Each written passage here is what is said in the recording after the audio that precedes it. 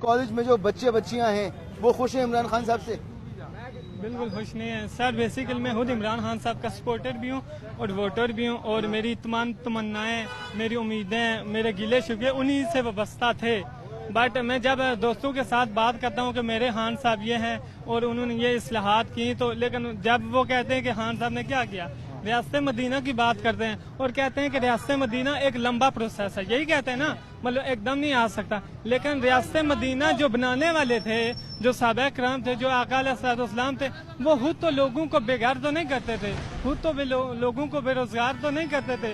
یعنی آپ نے اس پہ نجائز تجاوزات کے نام پہ آپ نے جو ہماری بہنوں ماؤں کو جو سڑک پہ جو لا کے کھڑا کر دیا اور لوگوں سے روزگار چھین رہے ہیں. اور میں کہتا ہوں کہ یہ جو میری محبت ہے, وہ میری محبت, میری عقیدت, میرے شکوے جو خان صاحب سے تھے وہ میرے ہی منہ پہ جو تمانچہ رسید کرتے ہیں, اور میرے پاس جواب نہیں ہوتا کہ دوستوں کے سامنے میں بتا سکوں کہ خان صاحب یہ ہیں.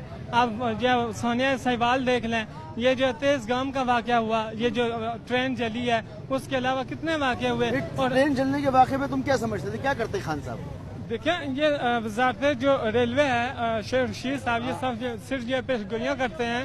ان کو جو ہے وہ ایکشن اس پہ لینا چاہیے تھا. اس پہ سیکورٹی رسک میں صحیح ہے, انہوں نے کہا کہ ہم جو تبلیغ والے ان کو روکتے نہیں ہیں, وہ ٹھیک ہے, ان کو آپ جو الگ طریقے سے بینیفٹ دے سکتے ہیں, بٹ اس کا مطلب تو نہیں سیکورٹی رسک پہ آپ کمپرومائز کر دیں. یہ بالکل یہ ریلوے کی غلطی ہے. اور اس کے علاوہ آپ دیکھیں کہ 100 دن تقریباً 100 دن ہو گئے کشمیر میں, اور خان صاحب کیا صرف تقریروں سے, کیا صرف ٹویٹ سے ان کے جو ان پہ ظلم ہو رہا ہے وہ کم ہو گیا.